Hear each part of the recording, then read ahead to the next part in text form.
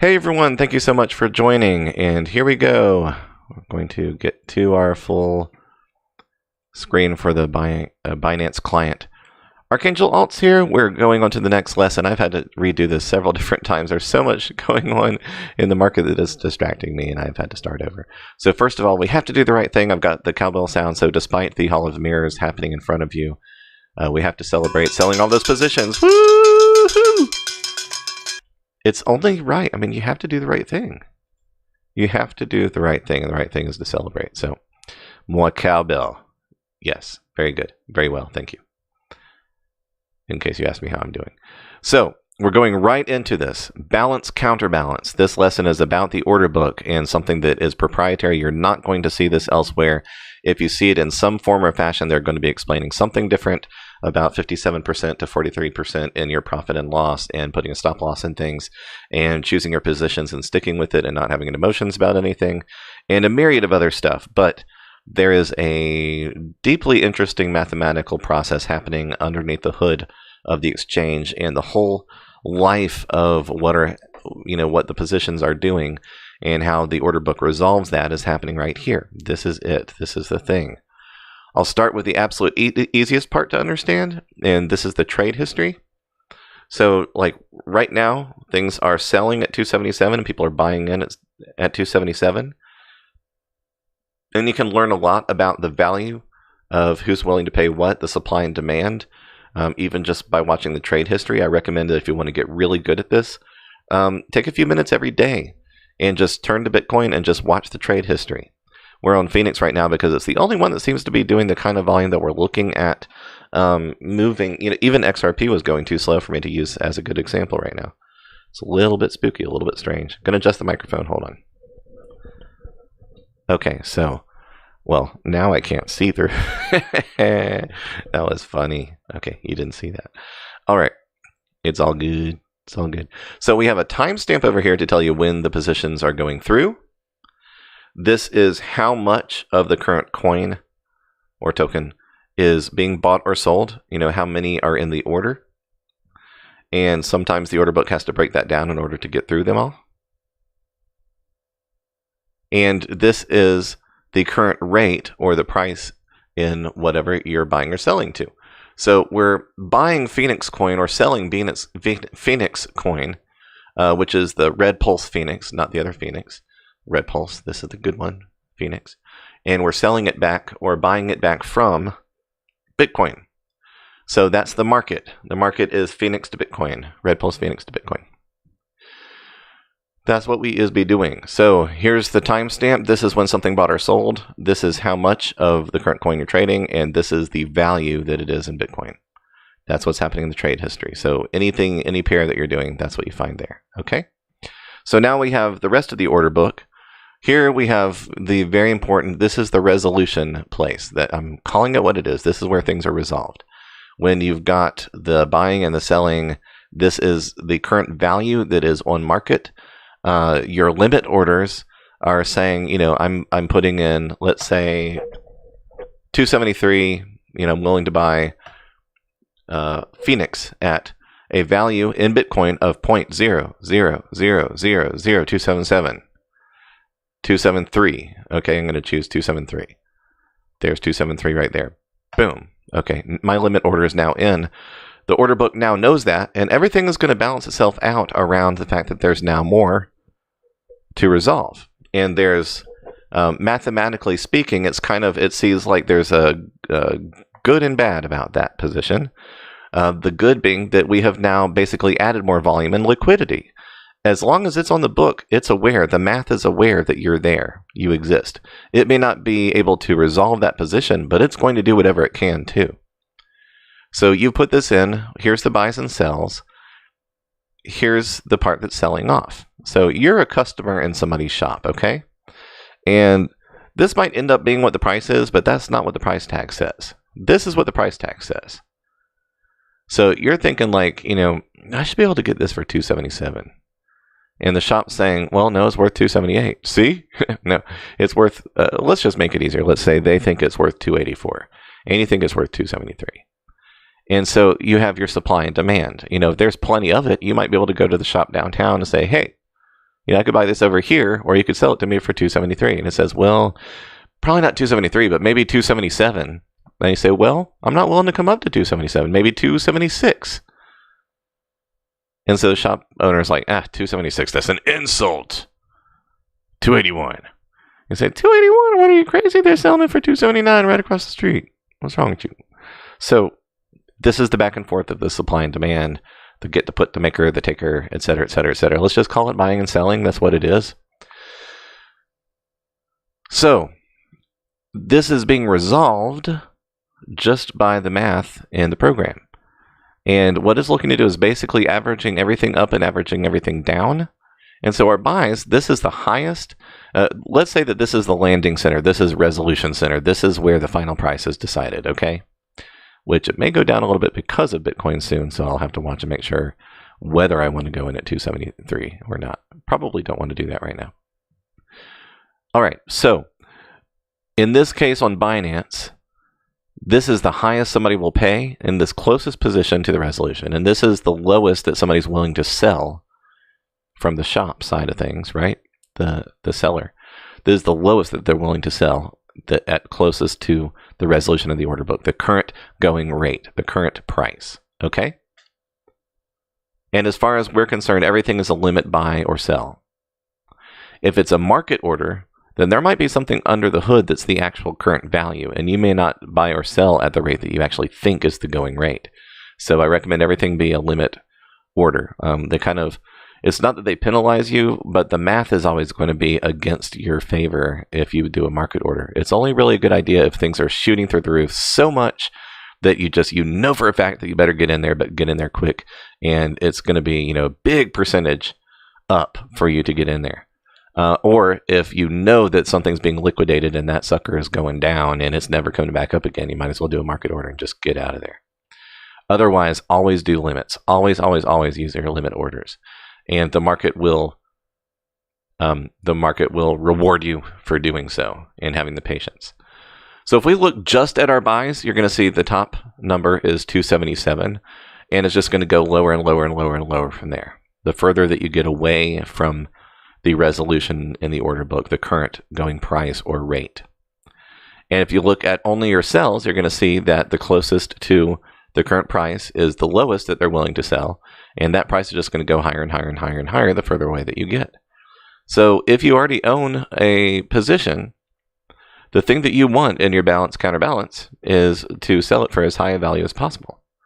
And that usually means waiting for that direction in the market, and hopefully it'll get there, right? But that balance is always there. The order book knows what the current rate is and what the traffic is telling it in numbers. The more people supply demand in one direction or the other, that's eventually where it's going to go. And the exception to that is then, every single time that Bitcoin changes, it throws off that entire thing. So sometimes for the better, sometimes for the worse. Sometimes you get in a range to where no matter what you do, if it's going up, everything's going up, it will find a way, I promise you. And sometimes if it goes up too quick, then that baby's shooting down until it rebalances. So that's how the order book works overall. This is an introduction to that process, okay? So now what is the counterbalance, the balance counterbalance aspect of that? There's multiple different levels, okay? Right now we're looking at Phoenix Coin and Bitcoin. All right, so in this case, balance and counterbalance is the supply and demand buying and selling that's happening with Phoenix Coin, and then weighed against whatever currently is happening with the same thing with Bitcoin and fiat. Okay, Bitcoin's only determining factor in any other kind of value is really influenced by the fiat that is trading against, and the dollar is the strongest one. Binance is the most reputable grouping of coins, without it just being, like the top 10, what you can get on the not really exchange markets. Having a really good range of coins, Binance tries to choose the best projects that are going to look good for it and be a good buying selling experience for the people that are here. So there's that aspect of things going on. The strongest response is Bitcoin to the dollars. Okay, whatever coin is representing the dollars, that's what's giving you real current value in Bitcoin across the world. Yes, it's true with euros. Yes, it's true with other currencies. But the main one is the dollar for now. Okay, let's hope that that remains the case, because we don't want instability outside of the system when there's already instability inside the system, right? Yes, very much so. All right, so what's the point? Whatever Bitcoin is doing at its current value, according to dollars for the most part, affects the supply and demand of Bitcoin. And that in turn is affected by its 24-hour volume, and it's supported by the 24-hour volume. But whatever those results are going to constantly be sending triggers, psychological, emotional, and prefabricated robot positions in math to the current volume to do something about it, to correct based on those different things. So because we're trading with Bitcoin, and really any other coin, even if you're not directly trading with Bitcoin, I promise you that other coin that you think that is a better choice than Bitcoin is being affected by Bitcoin too. So this holds true no matter where in the crypto market you are working. It's the same thing. So we have the balance and counterbalance of supply and demand in our current volume in our current coin, and that would be a factor of this times this times this times this. And then take all of that and multiply it exponentially by the exact same thing, supply, demand, current value, volume of Bitcoin. And then change that every second. And that's the instinct that you need to know in order to properly read the books, assess the books. So what I have learned to do is that it becomes a second nature to constantly be mentally adjusting to what I see to the right of me, which is a big screen with Bitcoin on it. And I'm always moving in the direction of what is that going to affect my current positions.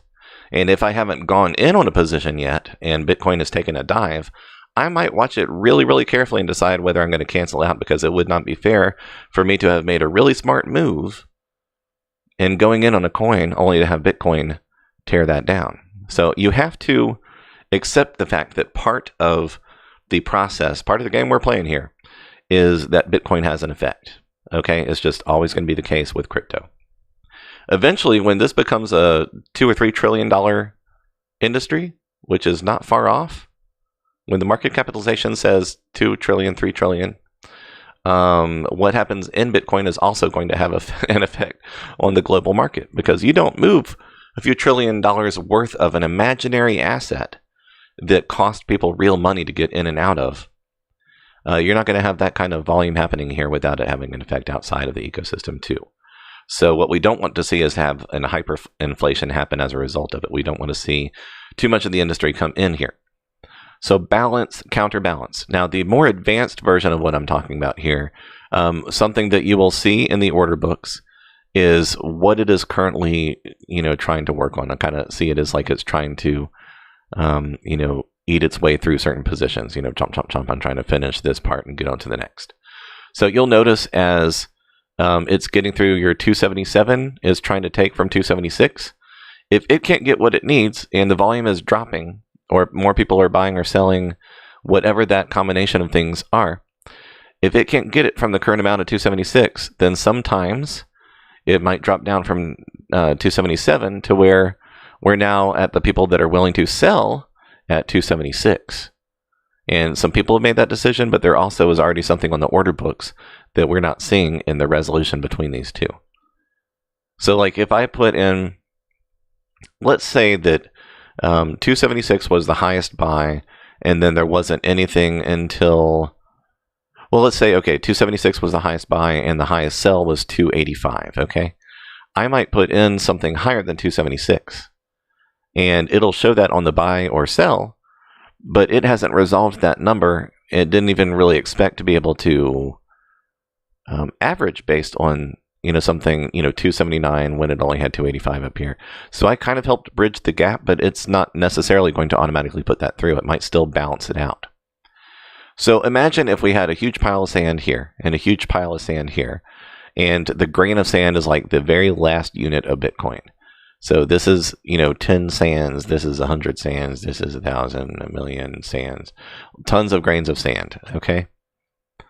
And we take a scoop of sand out of this side and we put it over here. It's going to rebalance. You're going to have more sand over here, and it kind of, the right side settles, the left side settles, and it kind of teeters back and forth until it has a balance between the sand. It might shift some back over. You might take a scoop and move it from here to here, and then it's going to reposition itself and rebalance the sand. And it, is this constant sifting back and forth process. Okay, that's the balance counterbalance.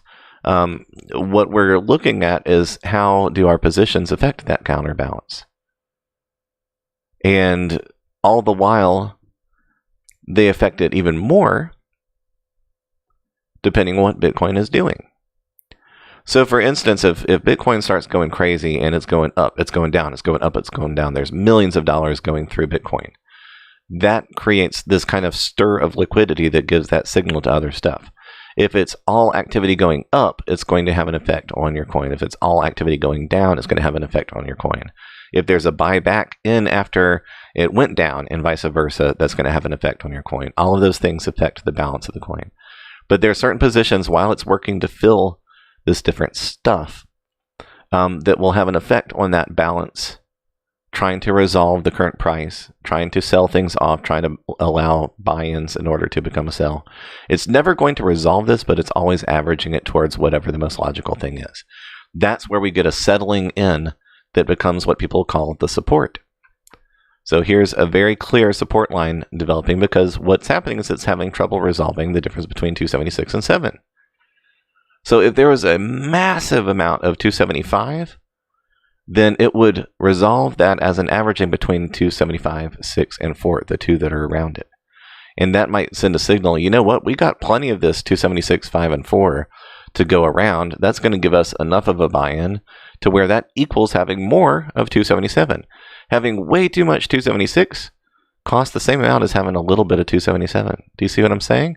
So it's going to resolve those two things and say, hey, the median between 277 and 276 is actually going to shift a little bit. Okay, we can fulfill some of those. And suddenly 277 sells. And so now it's saying, well, we don't even have a problem with 277. Now people are willing to buy in at 277. So what we really need to resolve is break down this 0.8 thousand, this 0.8 of Bitcoin. Oh, well, no problem there. Now we're working through 278. Now we're ready for 279. So as it's going through this process, you can kind of weigh it in one direction or the other. I put in here, and if there's enough liquidity going on and something's already happening in the market, then eventually, oh, this is so perfect that it's actually giving me the example.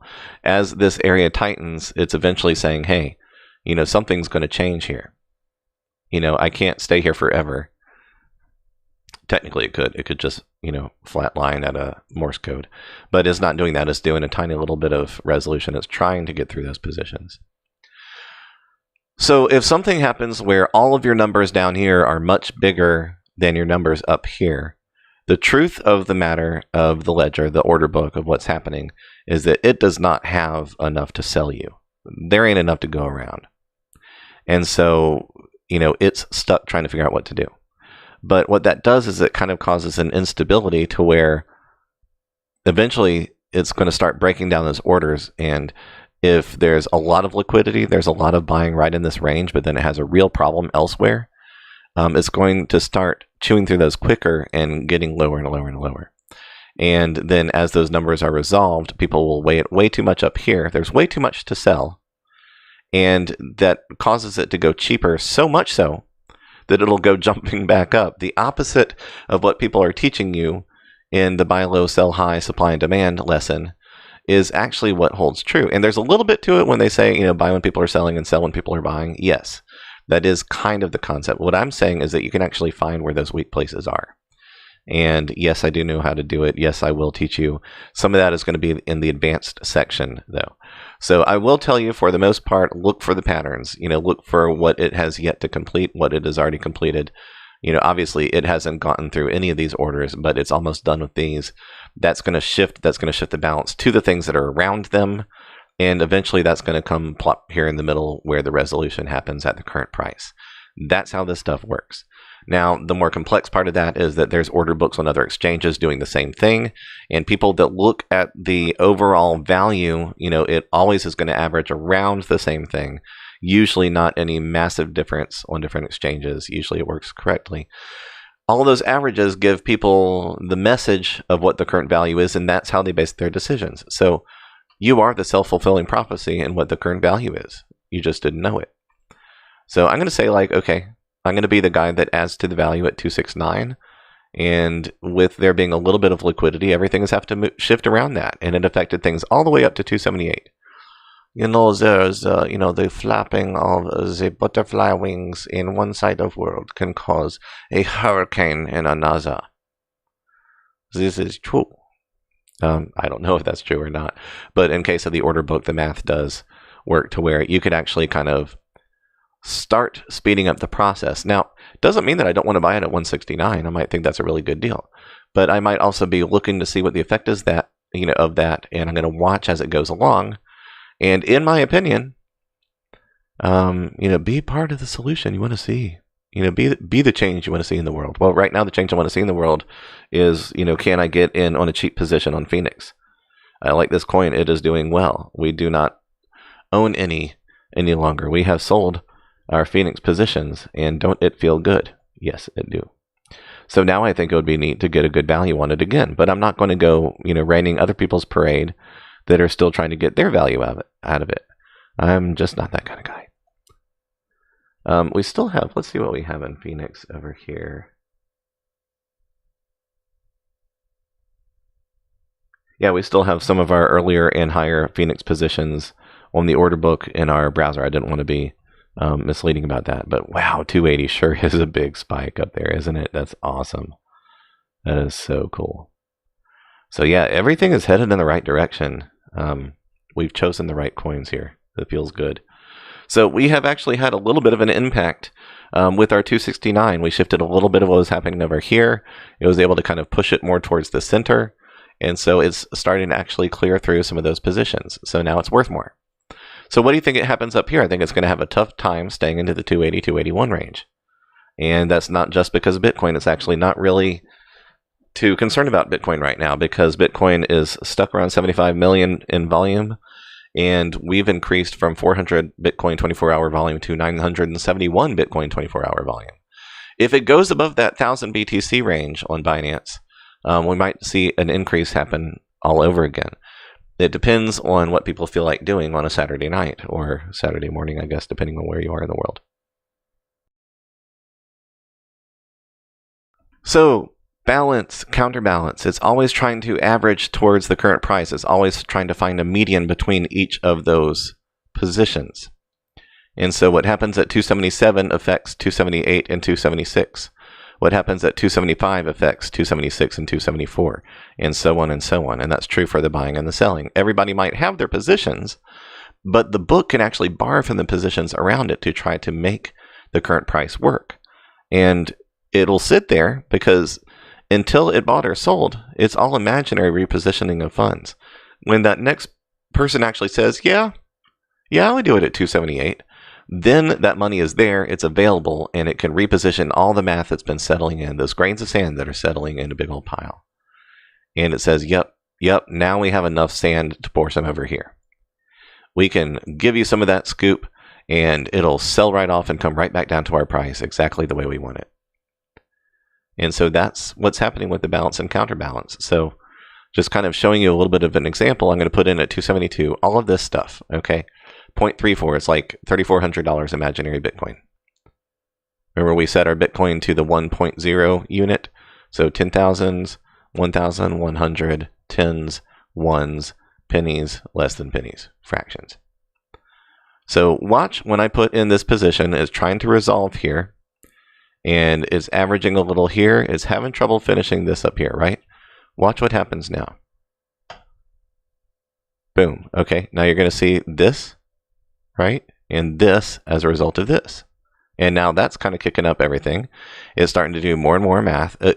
We do not have the amount of money that it takes for it to start clearing all these positions, but it's really trying to eat through everything from 79 to 84. There's a really good chance that at the right time with the right amount of Bitcoin, getting in between 76 and 8, 276 and 278, would immediately start selling off 279, 80, 81, 82, 83, 84. And that would be really cool to see. So I don't think it's going to make it down to 272. So what happens when I move my 272 and put it in at 278? 270. Remove my position of 272 and put it in at 276. Okay, so we already see that it's rebalancing itself. Now I'm going to put the whole amount here at 276. It's going to accelerate even more. Okay, give it about 7 seconds. 3, 2, 1. Okay, here we go.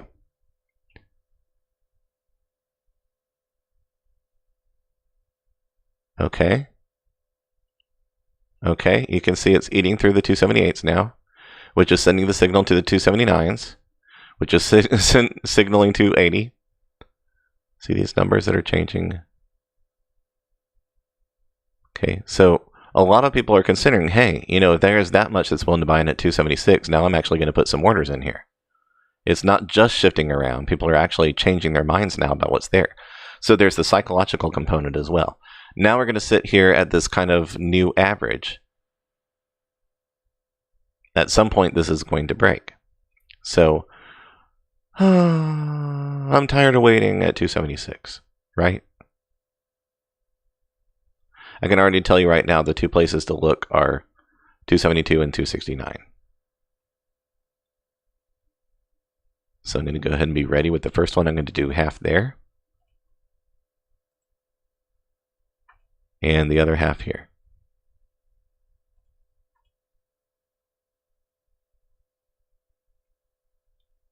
And so I'm watching for the rebalancing. The sand is shifting. So what you have is there's a bit of a brick wall. There's too much here and there's too much here.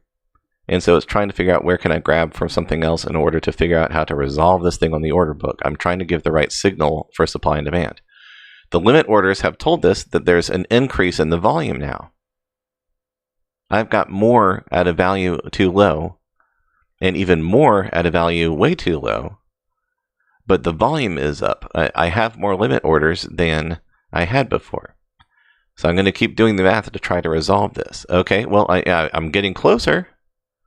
So when was the last time that something actually sold on the order book? So it was within the past minute. So it is breaking down very small amounts of buys and sells in this range. It's grabbing little pieces of the order book. You know, it can't fulfill the whole order. It's doing just a little bit of that math. And if it does pick up in volume, then we'll see more happen. If it's kind of stuck here, I can only show so much. But this is not the advanced teaching on this where I go, you know, way deep into detail. This is highly proprietary thinking about how the order book works, and you know, totally responsible, totally legal, totally with Binance's rules. Here we go. It's breaking it apart. So this is going to shake things up even more when I remove those positions. See, it instantly shifted. Yes, this is because of what we just did. All right, see how much activity is there now? So we helped to reposition what it was already working on anyway. If it didn't have this volume, it didn't have this current value, if it didn't have all these things that people are willing to buy and sell, nothing I could do would change anything. But the fact that I'm watching for what is happening in these, you know, kind of smart positions that are being calculated, I'm able to kind of find, you know, where to put my scoop of sand that it's going to affect the most of the weight in volume of each of these sides. And that's the whole game right there. So, you know, if you have 100 Bitcoin, let me know. Let's get in touch, because it's a lot more fun the more you have.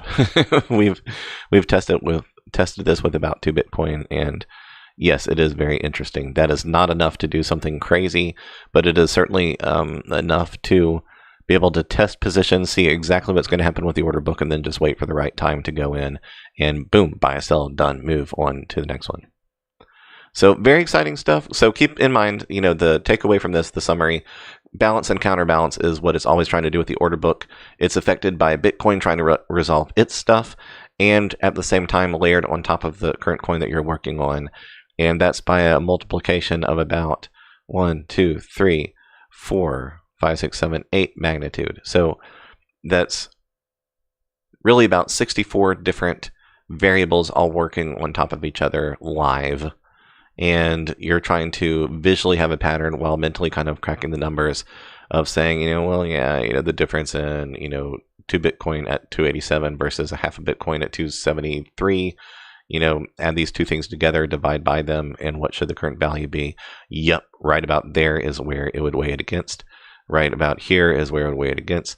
What you don't want to do is to play around and then accidentally, pull the value down and you didn't clear your position.